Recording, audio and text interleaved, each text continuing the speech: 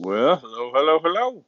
Hey, today what we're going to be talking about is multiplying, dividing rational numbers. So you can see by this schedule that we're probably going to have in another week, you're going to have a quiz on this.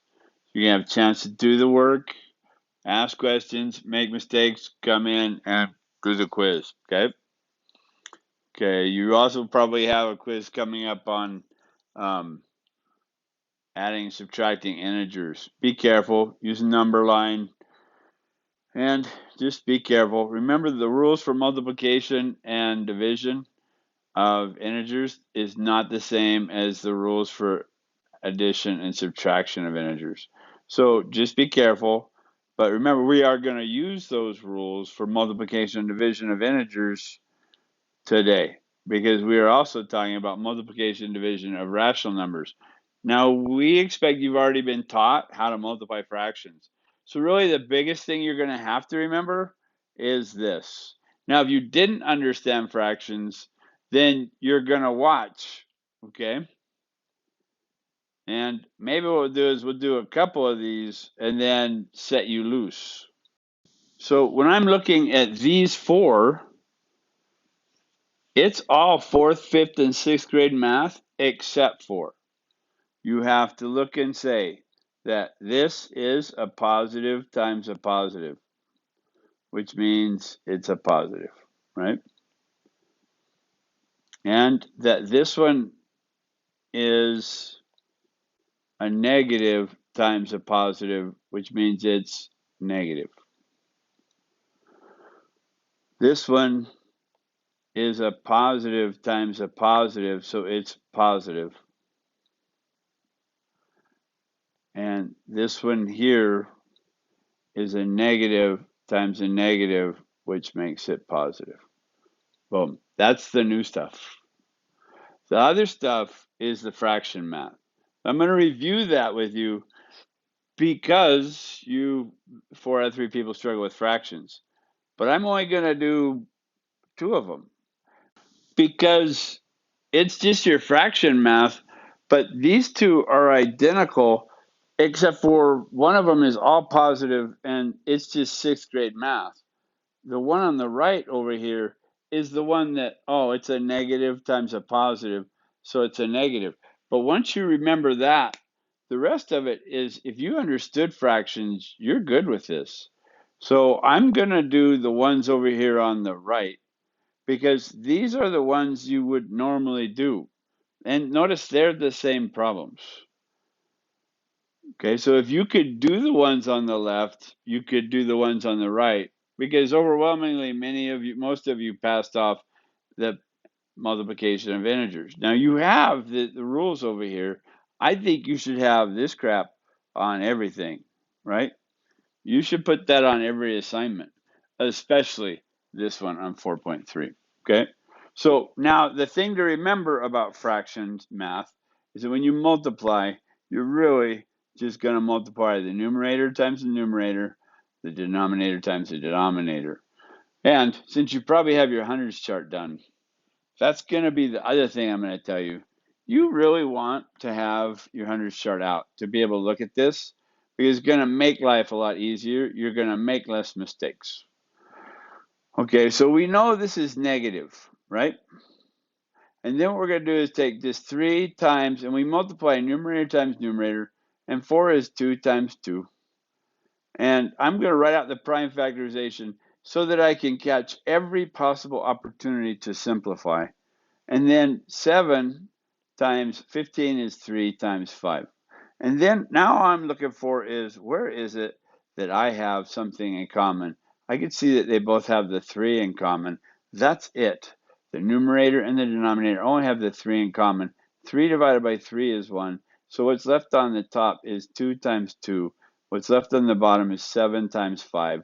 We said it was a negative because a negative times a positive is a negative. So this is going to be negative 4/35.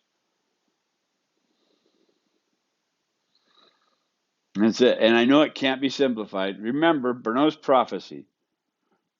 The most common mistakes that are going to be made on these next 4 quizzes are going to be you forgot to simplify, and you drop the negative.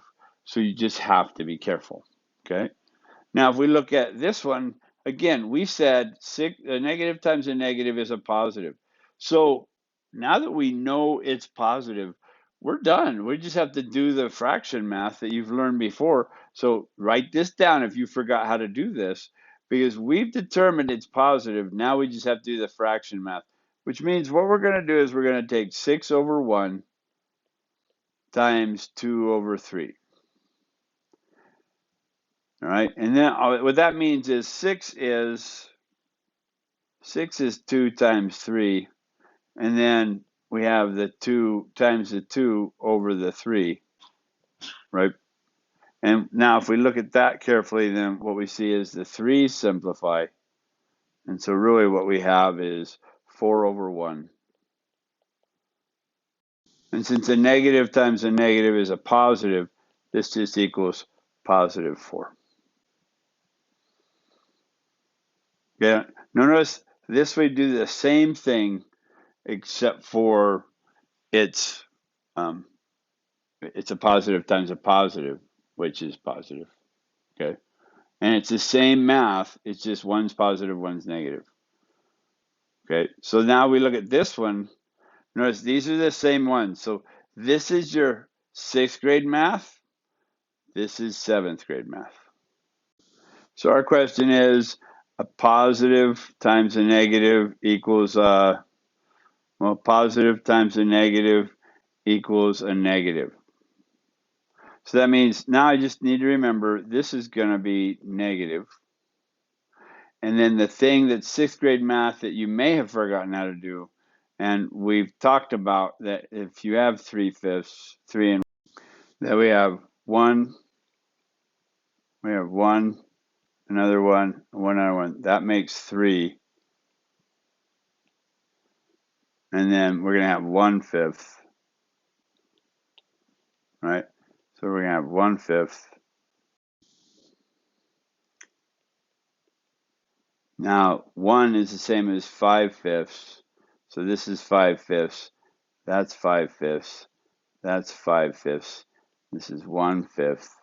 We add those all together, we get 16/5. And the rule you learned was you have 1, 2, 3 times 5/5 plus the 1/5.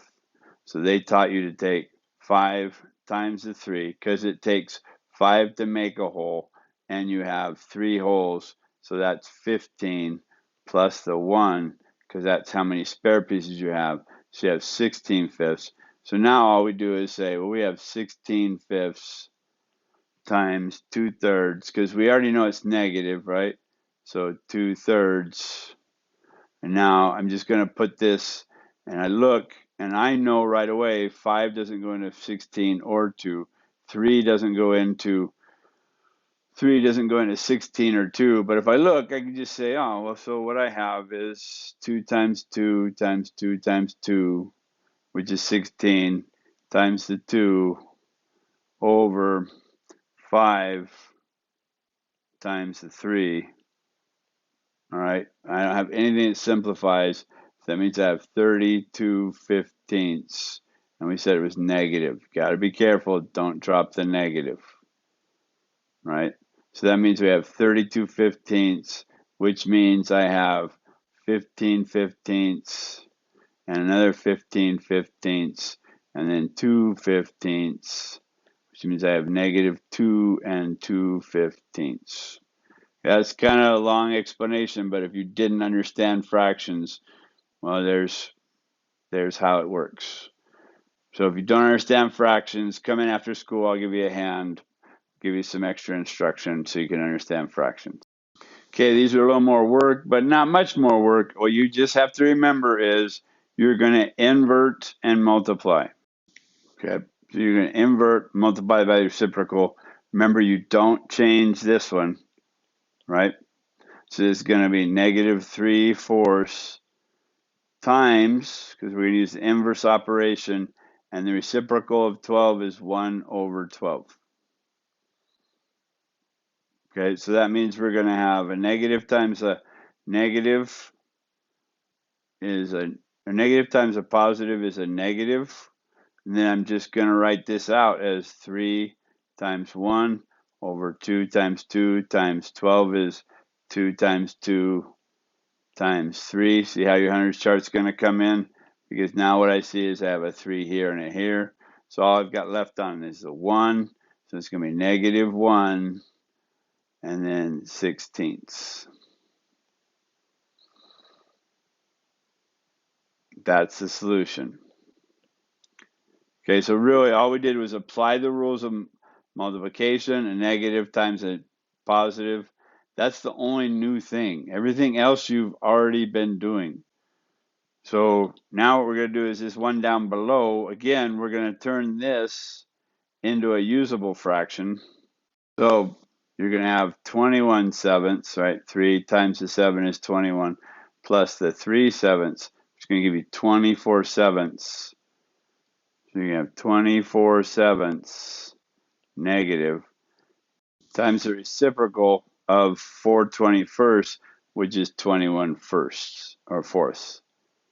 Okay, now is when I'm going to break out my prime factorization chart. I'm going to get to my hundreds chart, and I'm going to write out that 24 is 2 times 2 times 2 times 3 over 7. And 21 is 3 times 7, and 4 is 2 times 2. Now by multiplying all these together, now I'm just going to look for what simplifies. And I see that I have a 7 here and a 7 there, a 2 here and a 2 on the bottom, and a 2 on the top and a 2 on the bottom. So what I'm left with is 2 times 3, which is 18 over 1, and it was negative. So this equals negative 18. Okay, so you should see how simple that becomes. Okay, and you should try it. We'll do these two in class, but hey, go ahead and try them on your own and come to class and let's see how you do with those two. Okay, this one, you want to turn these into either decimals or turn them into fractions. This is just 1/10, right? So that means we're going to have negative 7/20 times positive 1/10. And we're just going to multiply across, right? So that means I'm going to have negative 7 over 200. Now they're asking me to make it a decimal. Then all I'm going to do is take 7 divided by 200, right? And that's going to give me negative, don't drop that negative, 0.035. Now, I'm going to be really honest with you. What I did was I knew that 7 over 200 equaled 3.5 over 100. And I know about moving the decimal, so I just said that's going to be 0.035. Oh, and it's negative, so there we go. Okay, we're going to do one last one. That's this one here. We got to remember a couple rules. We got to remember that a negative divided by a negative is a positive. Then I'm done. Now it's just 6th grade math. Then I need to remember that when I do this, I'm going to invert and multiply by the reciprocal, which I don't ever invert the first one. So I got negative 9/20 times or divided by, right? And I know it's positive, so I can almost just forget that 6/10. And if I'm going to invert and multiply, that means I'm going to have negative 9/20 times 10, negative 10/6, which means now I'm going to have 3 times 3 because it's going to be positive. Negative times a negative is a positive. 10 is 2 times 5, right? And 20 is 2 times 2 times 5, and 6 is 2 times 3. So now I'm going to look and see what they have in common. Okay, they both have a 2 in common, they both have a 5 in common, they both have a 3 in common. That means all that's left over is the 3, and this is where you got to be careful, and I got those two 2's. This is positive 3/4. That's how you do it. if you got 100 start, see how quick that makes things? All right, that's 15 minutes. I don't want to take any longer than that. So tell you what, you try to do these 4 at home. We'll come into class and do them. We'll talk about them in class. We'll see how you did. You do these 4 at home. And the biggest thing you got to remember here is a negative. Remember these rules over here. Write this crap on everything, right? If you remember those rules, everything else is 6th grade math. Okay, good luck. Hey, have a good day.